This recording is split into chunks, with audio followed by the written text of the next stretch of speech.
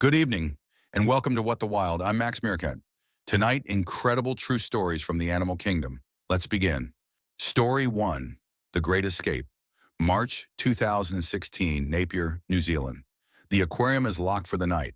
Every tank is sealed, every animal accounted for.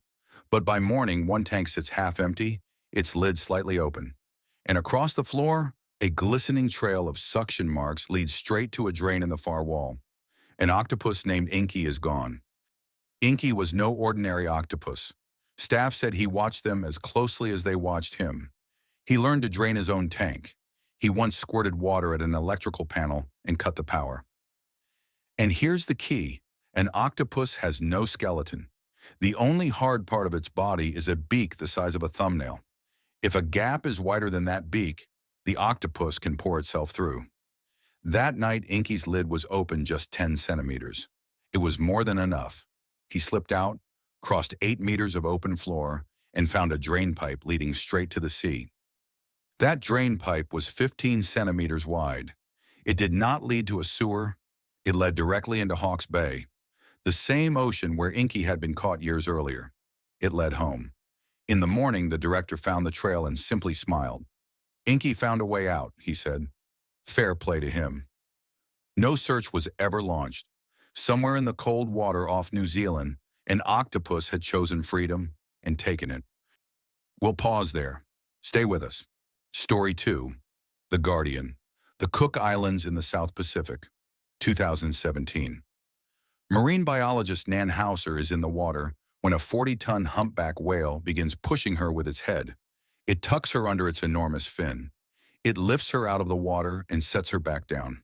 For 10 long minutes, the whale will not let her go. Nan has no idea why. Then she sees it. Behind her, a 15-foot tiger shark, one of the most dangerous predators in the ocean, moving in slow circles. And the whale, this giant wild animal, was using its body as a living shield. It pushed Nan away from the shark. It hid her beneath its fin. It placed itself between the predator and the human. A second whale slapped the water with its tail, warning the shark to stay back. Nan Hauser had spent 28 years studying whales. Now one of them was saving her life. Why would a whale do this? Scientists call it altruism. Humpbacks are known to protect other species from attack. They have been filmed shielding seals, sea lions, even other whales from killer whales. Some researchers believe it is instinct. Others believe these animals simply understand, in their own way, the difference between a hunter and the hunted. Nan Hauser survived, and the entire encounter was captured on camera, the first known record of a wild whale protecting a human being. We'll pause there. Stay with us. Story 3, How Wolves Change Rivers. For 70 years, there were no wolves in Yellowstone National Park. Without them, the deer multiplied beyond control. They grazed the valleys bare. The trees vanished. The river banks eroded. Then, in 1995, 14 wolves were released back into the wild. Nobody could have predicted what happened next. The wolves began to hunt the deer. But more importantly, they changed how the deer behaved. The deer stopped lingering in the valleys where they could be easily trapped. And in those places, the trees came back to life. In just 6 years, some forests grew 5 times taller. Bare valleys became woodland. Birds returned, beavers came for the wood, and beavers built dams. The dams brought otters, ducks, fish, and frogs. The wolves killed coyotes, so rabbits and mice increased, and with them came hawks, foxes, and badgers. One predator, 100 ripples. But the most astonishing change of all was to the rivers. As the forest returned, the riverbanks stopped collapsing. The roots held the soil in place. The rivers narrowed. Pools formed. The channels became more fixed.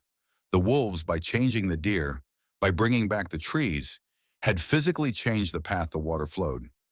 The geography of Yellowstone was rewritten by a single pack of wolves.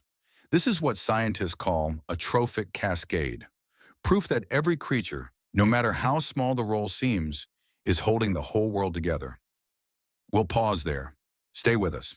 Story 4, The Face. At the University of Washington, scientists wanted to know if a crow could remember a human face.